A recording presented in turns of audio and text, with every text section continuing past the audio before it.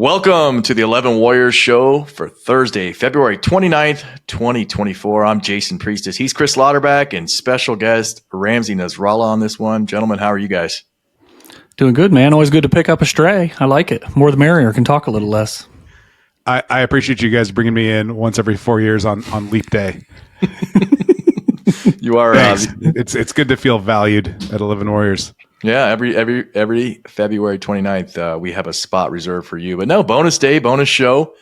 A lot to get into this morning. Let's start with this, though, man. Some sad news yesterday in the Ohio State world. Richard Lewis, comedic great. You know him from Robin Hood Men in Tights, and most recently probably his best role in Curb Your Enthusiasm, where he just got to be himself and was so funny and worked so well with Larry David. Died at 76 yesterday from a heart attack. He'd been suffering from Parkinson's for nearly a year, so not in the greatest health. Of course, he was a Buckeye grad and a super fan. We'll talk about that in a minute. But at OSU from 65 to 69, that's a heck of a time to be on a college campus, any campus in America, because that was kind of turbulent, man. There were some things happening back then. I mean, you got Woody complaining about the hippie protesters. I'm sure Richard Lewis was in that batch. But, the guy, his senior year, he saw a natty, man. He saw an unbeaten team, an Ohio State 1968 team, win it all. So there's this kid from New Jersey, comes to Ohio State for a marketing degree and leaves, and he's radicalized as a Buckeye. And forevermore, he becomes, a huge Buckeye fan in California and one of the more famous fans out there. Grand Marshal at Ohio State's 1995 homecoming parade. And then about 5 years later in 2000, a little bit of controversy in the Columbus area. The OSU Football Media Guide was out. They have a distinguished alumni section, and they have Richard's photo.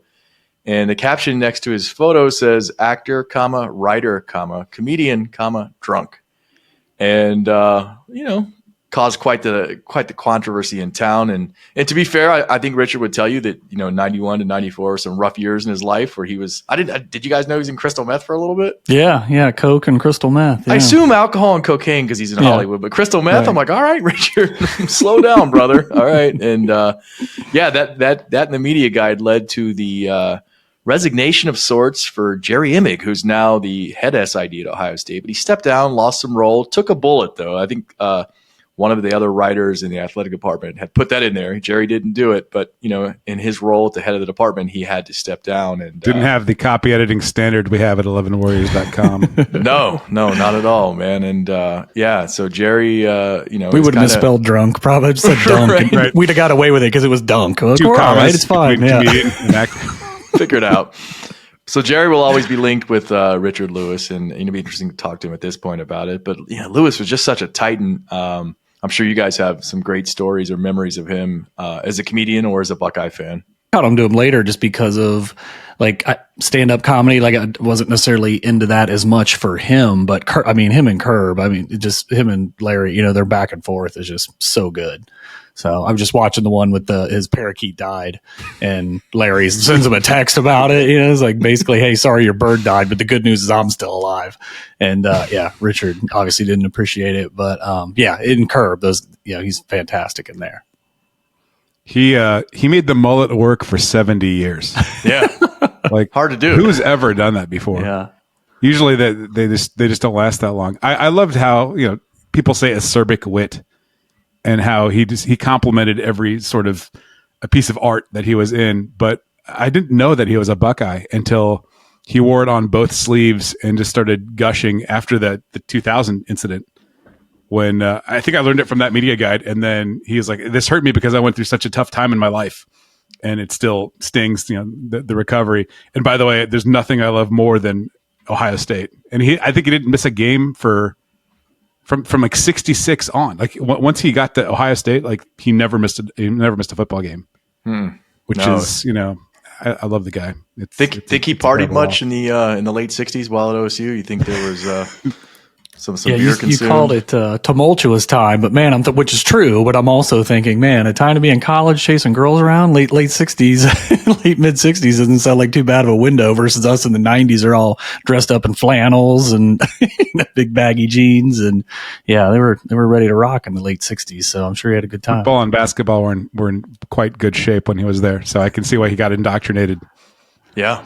And, he appeared on the 11 Dubcast as a guest in September of 2017. And, you'll have to listen to that. We'll throw a link down in the description for this video. But like, he did allude a little bit to some of the fun he had with ladies and partying at Ohio State in that interview. And man, just you can tell it was like a real. He took over that show. Bo and Johnny were just flattened. Yeah, it's the Richard Lewis show. It's Richard Lewis, man. You get As out of it the way. should And, be. yeah, Yeah. let him talk.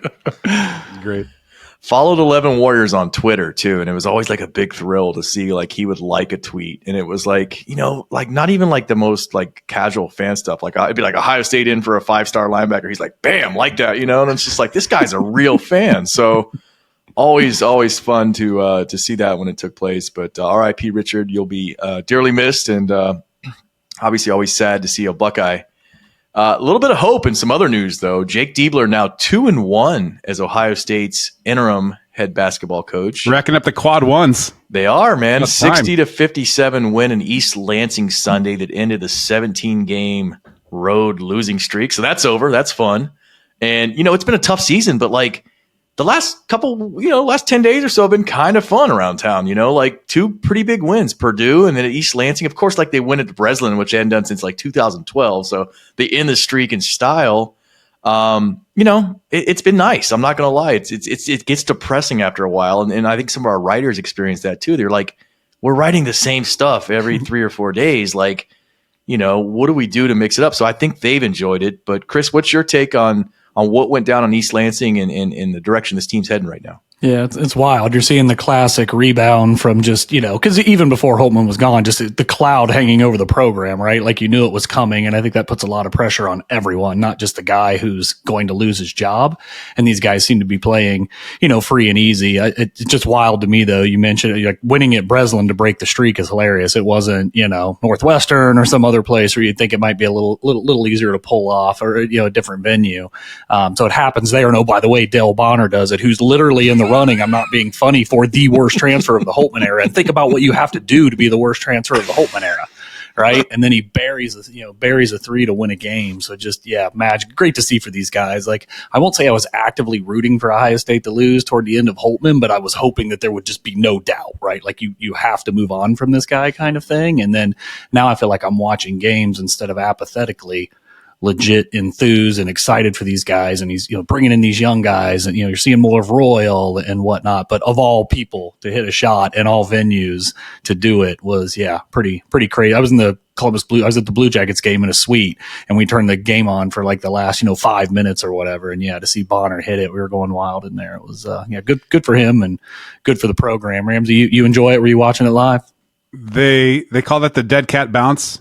When you cut a coach and then the team suddenly comes to life. Ohio State basketball, they were bad enough that I stopped caring. And obviously because of involvement with the site and I don't think any of us go like 8 hours without thinking about Ohio State. Like, of course, okay, they're playing at Breslin.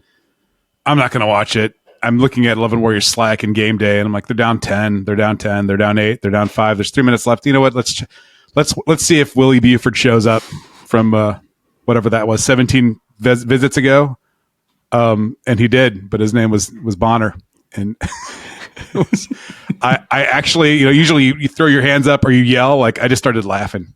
It was joyous. It was a different kind of like, wins hit differently, right? They're not all the same. That one was like they just got another quad one. Yeah, they're clawing, man. They're clawing. They might mess around and be one of the first four or the last four in. And Bucks are back in action tonight, welcoming Nebraska to the shot. Cornhuskers are 20-8 overall, 10-7 in the Big Ten. Decent Big Ten team. Ohio State is 2.5-point favorites for this game this evening. Chris, does that surprise you at all? Not entirely. If you look at the length of the season, it's surprising. But if you look at recently, Ohio State's obviously playing pretty well, and Nebraska's a much different team on the road than they are at home. So I would expect tonight that Ohio State should win a close one. That spread seems about right. I don't know that I would bet on Ohio State. I'm not that comfortable yet, but I do think Ohio State wins a close one tonight. Got Michigan on Sunday in the shot, and the Wolverines are awful. I mean, as bad as Ohio State's season's gone, Michigan is way worse. I feel comfortable saying way worse because they legit are way worse. Bucks have been frustrating, fired their coach, but I feel like Michigan's had a way worse season, and they'll have that Sunday and then conclude the regular season at Rutgers on March 10th. Hear me out a little bit, guys. 3 regular season games remaining. Maybe 1 or 2 games, maybe 3 in the tournament, the Big Ten tournament. Can this team, they're 16-12 right now, can they realistically get to 20 wins, Ramzy? Yes. Realistically. I think they can. Chris had a close one. I'll actually put some courage out there. I think they win tonight and they covered the 2.5. Michigan, they're Alabama says thank God for Mississippi, so they're not 50th and everything in America. Thank God for Michigan, keeping Ohio State out of the cellar of the Big Ten. Juwan Howard has the chance to be like the first legend, I think, of any university to get excommunicated from that university twice. Love to see like it, right? 2 heroes welcomes and then 2 like never talk to us again. And it would be nice to see Ohio State put a pin in that on Saturday or on Sunday when they face them. I think they can get hot. Rutgers isn't doing great right now. They're kind of iffy. And we've seen. I mean, it's no longer a Holtman team, but we've seen this sort of makeup, this roster makeup, make some noise in the tournament. They win a couple of games. We're just getting to 20 wins with some of the ones that they've had. Yeah, who's to say no? Maybe they're playing in Dayton in whatever round 0 or whatever they call it to get into the 64. Well, that's my next question. I mean, is there anything they can do to get into the dance, Chris? Short of winning the Big Ten tournament, is there anything they can do? Is like getting to 21, maybe with a good run in the Big Ten tournament, get to the semis or something? Does that get them in, or is that kind of like? Yeah, I think let's cross our fingers? Yeah, I think mathematically it's possible. 16-12 right now. I think Ramsey's right. I mean, you're hoping worst case 2-1 down the stretch here to round out the regular season. That puts you at 18-13. Nothing to feel great about, but you win a couple games in the tournament, 20-13, and you're playing well down the stretch. I mean, you're going to need some help. Who else is down the stretch? Bubble isn't playing very well, kind of thing. Still feels like a bit of a long shot to me. I'm trying to be bullish on what's going on here, but at what point will the kind of honeymoon revert back? Who knows? But get hot at the right time. I mean, they got some guys that can score. If Roddy only turns it over, once a game instead of 4 times a game, and a couple other things happen, it wouldn't be the most stunning thing ever if they got into the tournament. But I still think you're talking about, it still feels like a long shot scenario. Well, they're fearless though. They're not like bracing to make money. Mistakes. They're like we're gonna mess up a bit and we're gonna stay in the game. Yeah. How funny would that be though if they made the tournament? I mean, you fire your coach, you go on a run to make the tournament. I mean, that'd be great for me as a fan to get to watch the team play like a 4 seed in the first round or 3 seed in the first round. We're talking about making the tournament. What if they Holtman's first Sweet 16? Are we talking Sweet 16? Is that where we're at right now? Are we having that much fun on the show? Final 4 or bust. Final 4. Let's do it. Making the tournament. What are we talking about? Why not? What about Jake Diebler, Ramsey? He's there's a lot of Sean Miller smoke right now at Ohio State for the next coach. Is there anything Jake can do to lock down that job for himself? And is that, just let's go everywhere. Like, could he win the national championship? And they like, okay, we got to hire the guy now. I mean, what's that look like? Is there anything he can do, or are they moving on? I think there has to be an extreme. They have to make the tournament, have a big run in both in the Big Ten tournament and the NCAA tournament. He's their best recruiter. He's their link to. I mean, talent was not Ohio State's problem, right? It was in-game coaching. It was getting the record right, and it's a tough spot because he's a great coach. One thing I really enjoyed watching when they beat Purdue, the emotion for him at the end on the court and then in the locker room. And then if you watch the Bonner shot, I've watched it a couple hundred times, and the Cavs had an amazing shot. So I've been watching like last second shots like crazy the last week. Just watch Jake Diebler when the ball goes in, like he's beside himself. I love how much he cares. I love how much he's into it. And unfortunately, a program like Ohio State is looking for someone that has proven the concept at a school of size. They didn't get that with Chris Holtman. They got it from Thad. They didn't get it from Chris Holtman. They would get it from Sean Miller. Chris, I saw you nodding a lot. Are you on the same page there? Yeah, I am. I think that for Diebler to get the job, you basically would have to win the Big Ten tournament and win a couple games in the dance, or somehow get to the Sweet 16. Something like that would happen at minimum. I just don't see it. I think nothing against Diebler, but if I'm the new AD in town, I'm probably looking to make more of a splash with a hire to where I have no choice but to hire Diebler, kind of thing would have to be the scenario for my money. I think like I think Jason, you and I were talking last week, or Spielman wanted the football job. Yeah, you can pull at heartstrings and all that kind of stuff. But if you want the job, the head coaching job at Ohio State, I don't really care what sport it is, honestly, then go have been a head coach somewhere else first. Like I just feel like that's not an unfair minimum qualification. And doing this for a couple weeks or whatever, you know the team, this, that, and the other. Hey, that's great. And I love what he's doing with this team. And I think it's awesome. Everything he's saying about his emotion and really putting these kids first.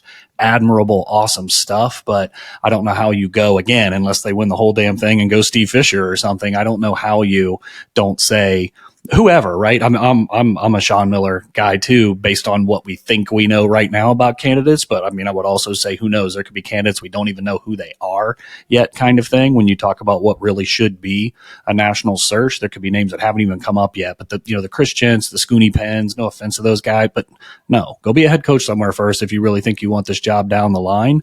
Let's talk about Sean Miller. Let's talk about Greg McDermott. Let's talk about Dusty May.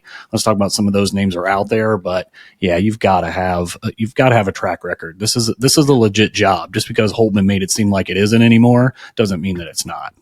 You heard Chris, folks. Chris, you just skipped right over him. Who did he skip over?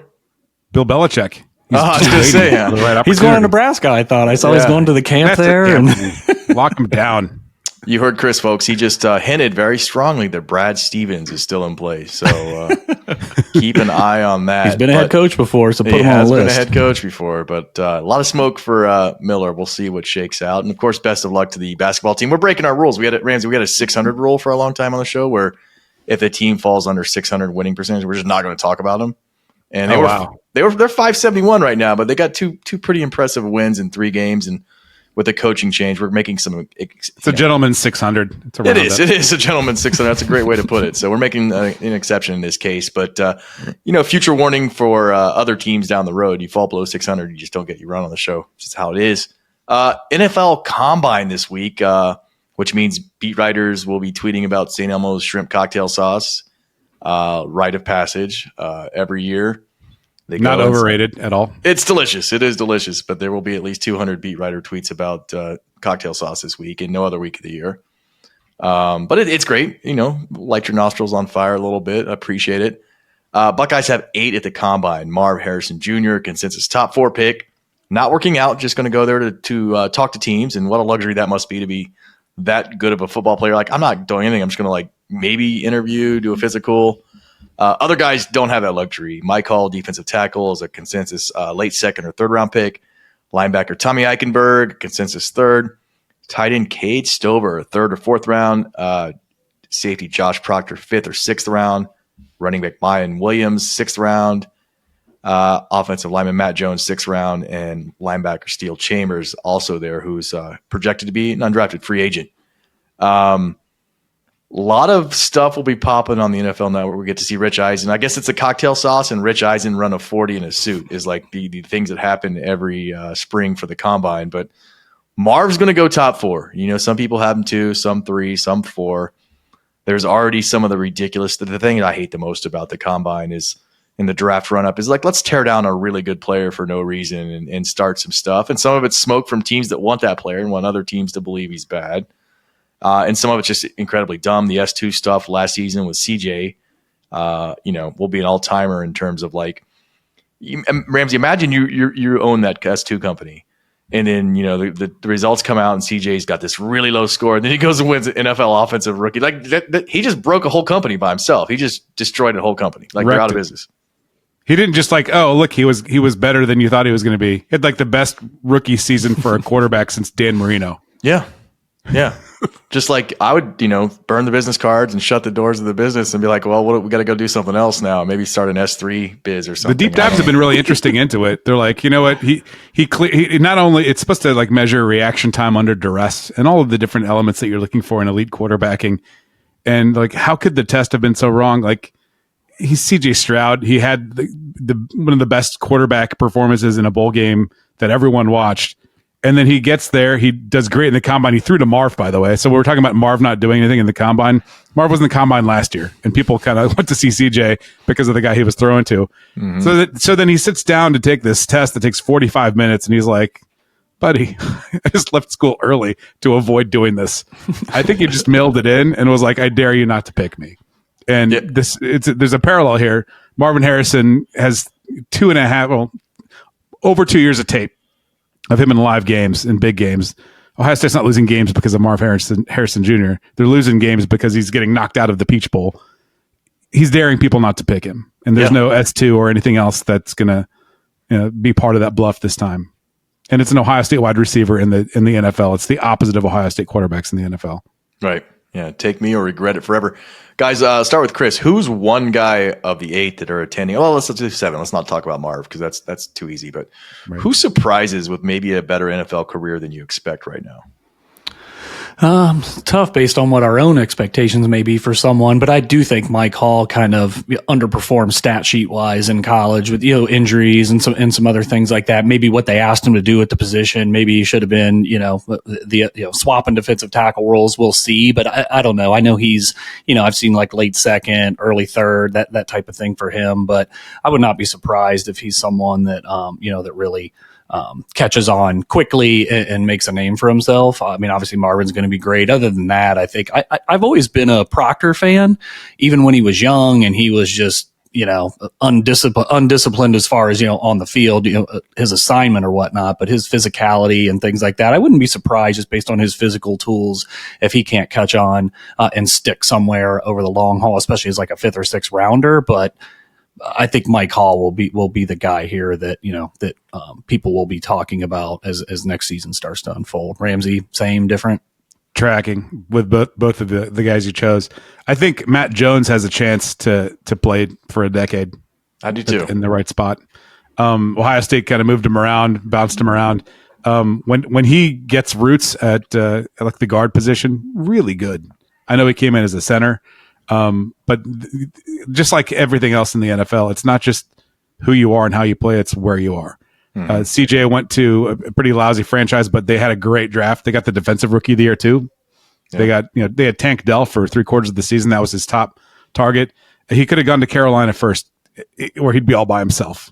There's not a lot going on there. So depending on where you go, and if you're projected to be a 6th-round pick, people are taking a flyer on you and you want to prove them right. So I think he could surprise some people and stick around for a while. Yeah, I like all the names you guys mentioned. Jones was a guy that I was thinking while you guys were talking is a guy that I would probably go with. And it's, you see linemen a lot too. And Ramzy touched on, they get into a good spot. They land somewhere they can play and they'll, next thing you know, they got a 10 or 11 year career where they're making a lot of money and have a pension and all that good stuff that comes with that. Spring practice, man, right around the corner, Tuesday, March 5th, it kicks off. There's 14 spring practices, concluding on the 13th of April with the spring game. It'll be a fun one this year because some newcomers, guys. Just, it's still the spring game. You're not going to go there and expect to get a real look at what this team will be. But Caleb Downs and pads for the first down, so something like that. Will Howard. Who are some guys you're excited to see in the spring game, Ramzy? I'm excited. I'm really excited to see Chip Kelly's rushing concepts, especially after watching the film study this past week from Kyle Jones. But I know I've been to a couple spring games in my life.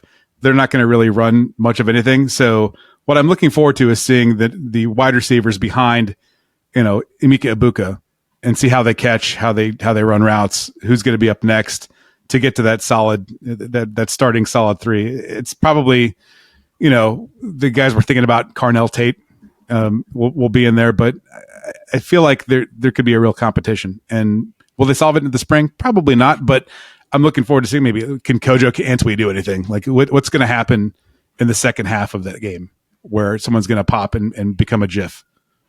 Yeah, become a GIF. That's the highest compliment you can get out of a spring game. Chris, what about you? Who are you watching for? Who are you excited to see in this one? Yeah, I mean, I think Jeremiah Smith is the absolute answer on offense just because he's new. You figure he's going to get a lot of reps. You see the pedigree. There's a role that it's not just, new freshman coming in. It's not that they need him to be good. You think about what is at right receiver right now and what has been proven. I think that, they really do need Jeremiah Smith to be a factor this year. He may not need to be a 1,400-yard receiver, but they need him to be good. So I'm really interested in that. I think defensively, though, I'm really looking at what is CJ Hicks and Sonny Styles? How are they deployed? Do we see one or both of them at outside? Like, still trying to understand what is the answer to that question of, is Sonny Styles going to move down to linebacker? And if so, is that because I don't think Hicks, the light hasn't come on yet, or what will that be? So I think trying to see if we can draw any conclusions, and maybe by then the conclusions will already been drawn, and that's the end of spring practice. But I think that weak side linebacker just spot to me is huge this year, just like right tackle. I would say Luke Montgomery if we thought we were going to like tackle and really have a game. And because Ohio State needs an offensive tackle, they need a right tackle more than they need anything, I think, on this roster. That's the most, to me, unsettled spot if you want to try to win a national title. But I just don't know what you're going to be able to glean from that game as a fan based on how they play it. But I feel like that's going to be the final answer to say, okay, after spring practice, are you going to need to go into the portal and figure out a right tackle because they don't feel like they truly have one that they can depend on, or enough depth there that they can depend on. So Jeremiah Smith, just sexy, need him to be on there. Weak side linebacker, because, hey, what is going to happen with Styles and Hicks, and how's that going to play out? And then, again, lesser degree, but very, very important, right tackle, because I still think that's the position that gives me angst as we think about, this team could challenge for a title. They're going to get it. They need another one either way, even if Montgomery. But is he the starter, right? Does Luke show enough that he could potentially be the starter and they need depth? Or are they saying, oh God, we've got a problem, we got to go find Josh Simmons or better part two? Yeah. Ramzy, you wrote a piece yesterday on 11 Warriors published about Jack Sawyer and how you had high hopes for him this season. And he's your pick to wear the Block O jersey this season. I thought that was interesting because A, I hadn't really thought of who might wear it yet. And then B, I'm like, yeah, I could actually see him doing that. But did you consider, who else would be on that short list? Ibuka. Anyone else? I think those are the two leaders in the club. I mean, it's going to be the decision of coaches, but when you look at both of those guys, start with Emeka. He's been like a big brother to a lot of those guys. He's been steady and solid and a really great ambassador for the university.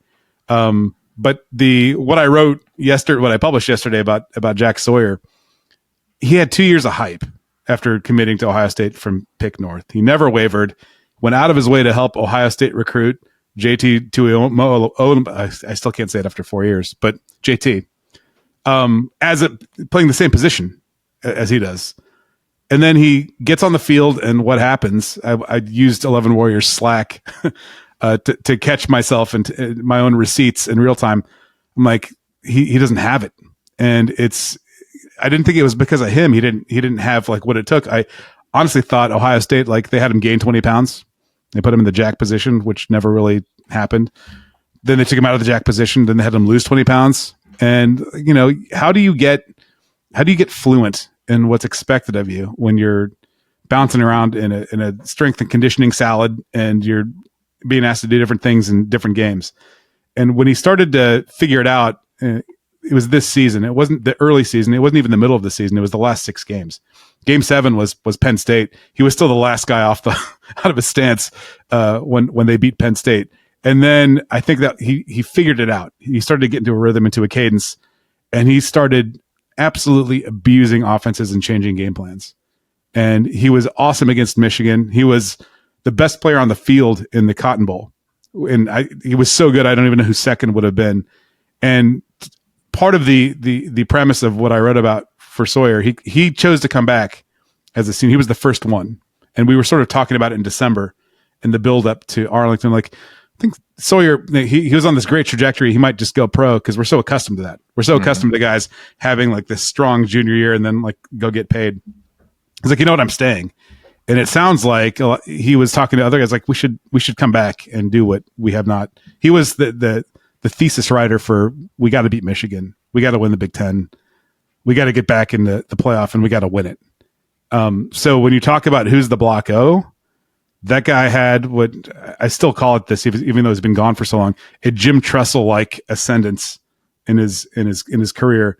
The guy you want on your team, the guy you want on the field, he has absolutely every bit of it, which is why I have him number 1 on our Buckeye 20 after having him 20th last year. And I think he'll get the Block O for this season. Yeah, I mean, great choice. I like Emeka as a possibility. I think Denzel Burke's in play too because I think DBs covet those cool numbers, and he'll be loud about wanting to get it. DBs Sawyer and a 0, man. Just picture it. DBs tend to have the biggest personalities and maybe the most confidence on any DBs or wide receivers generally. Oh, sure. So you got to watch those guys for that. But I think, man, Jack would be such a worthy candidate. Yeah, I want to be contrarian to make it be a better show. But yeah, I mean, Sawyer, and I hadn't really thought about it either, to your point, Jason. And then when I was reading Ramzy's article, I'm like, man, a lot of this just really stacks up. You throw in he's a local kid and all that kind of stuff on top of it. And it's like, gosh, it does make a lot of sense. If it wasn't him, I would have said Emeka as well. I think especially if you've got this young receiver room, you're counting on some of these young guys, Tate, Jeremiah, to Ennis to really do something. And he's the guy that's kind of, shepherding them along as the clear leader in that room. So he's a good one. If I had to go off the grid a little bit, I mean, I feel like no one else would really have a chance. I think Burke's a good one too, but maybe like a Cody Simon or someone like that's kind of paid their dues, isn't a star, because it's not always a star that's got the blocko. You think of like a Xavier Johnson, something like that. But yeah, I think it's going to be hard to beat out Sawyer or Emeka. So you have to have guys that want the number and don't care about their old number. Because you could say, what about Trey? But maybe he loves 32 and doesn't want to do that. You don't have to wear it, right? I mean, there's been who was 75 and obviously couldn't wear it. Thayer Munford. Yeah. OL is an exception, but typically they'll wear the number. Cooper wore it. Cooper wore it, right? Yeah, they'll wear the number if they get an opportunity. So you kind of have to have a guy that wants it and also doesn't really, is not super attached to his old number, but fun to talk about this far in advance. And, that's something, a decision will probably be made in August, but, we're here talking about it now. And would you have candidates for that high honor, like multiple candidates, like programs in a good spot, despite what's happened the last absolutely. 3 Novembers?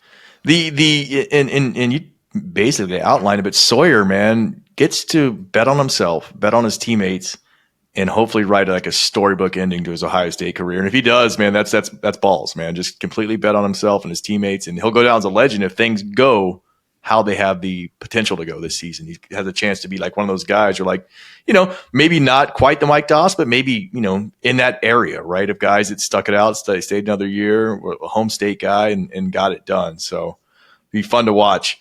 Ohio State women, man, clobbered Michigan last night. I think it was 67-51, I want to say. I think I'm close there. 25-3, the number 2 ranked team in the country. Have already clinched the Big Ten championship regular season crown. And I think their last 5 games, they're outscoring opponents almost 20 points a game. Fun to watch, man. Just press, get after teams, score a lot. And really, honestly, been kind of a bright spot in light of the men this season. We at least had someone to turn to and pack the shot here and there. But this blew my mind. Conclude the regular season Sunday at Iowa. That's a big one. You got Caitlin Clark, who's incredible. 1 p.m. tip on Fox. This is the most expensive ticket in women's basketball history, or at least on record. Going, NCAA, WNBA, the get-in price for non-general admission seats is $491. That floors me. That floors me. I love that women's sports are having such a moment in the last few years. I think that's really cool. Oh yeah, absolutely, and it's such a better product than it was too. I mean, I feel like it's come a long way. Caitlin Clark obviously had been a huge driver of that, but at Ohio State, McGuff's done such a great job. Were they 15 in a row now? I think Michigan, the win over Michigan made it 15 in a row. I think JC good. and Cody, I think, combined for 40 of the team's total points. But this renaissance for them, or whatever you want to call it, is awesome. And imagine how it could play out. You got Iowa, Ohio State. You talked about the ticket price for that. What if they meet in Cleveland in the NCAA tournament? What's that going to look like, right? A bigger venue, but the draw is going to be even more insane. So yeah, it's awesome to see. As someone who would like to go to some games, I'm like, well, hell, I feel like I'm late to the party because I'm not paying $491. But yeah, it's great to see for the sport of women's college basketball, no doubt. I think people are starting to realize when women's sports started to come on into distribution channels, when we actually got to see them on television after the Katie Smith era, like Ohio State legend that we knew about because she went to Ohio State. And this is going to feel really awkward, mansplaining women's sports, but you need to start to gain an appreciation for the characters on the teams. This is why basketball catches on. It is very much an individual led fandom. You start to fall in love with different players and you want to watch them. The NBA has made a multi-billion-dollar industry out of this. Once you gave women's basketball the shot to do the same thing, it's happening. People are rallying around these narratives, these stories, these extraordinary athletes that are performing really well in high pressure situations. It is awesome to watch. They got the shot. they took the shot, and it's awesome it's benefiting the sport of basketball. It's benefiting everyone with daughters, and it's benefiting people who just like entertainment and good athletics. Yeah, well said. And for my money, I'm trying to figure the best way to say this, but women's college basketball has the most entertaining coaches of any sport. And we'll dress up, fashion we'll forward. chirp in the locker Say room. that, yeah. They got some good and bad actors on there. If I may also plug women's volleyball, one of the most watchable sports. College volleyball is unbelievable. The Big Ten is like the SEC football on steroids, like a caricature of it. If you haven't gotten into it on BTN, man, you're missing some really good ball. Yeah. Columbus, of course, has a new pro team that would just started, had their first game about 8 days ago, I want to say. Joe Burrow is part owner of the team, his family, and got to play at Nationwide Arena, and that was a packed house for that game. So a lot of cool opportunities. Extremely watchable. Yeah, especially in this town. It's fun to see. Hey, Ramzy, we had a blast, man. We're going to have you back on a lot in soon. See you in 2028, February 29th. We've already got it written down. No. Pencil us in for next Wednesday, and might get you a light, might lighten you up a little bit. He's coming to us he did us a favor, came to us from his U-boat this week, and he's periscoping I'm in the middle up of on a heist, guys. I have to keep a low profile. Yeah, you don't want anyone to track you, but had a blast. Thanks for tuning in, and as always, take care of each other. Be good to each other. Good Bucks.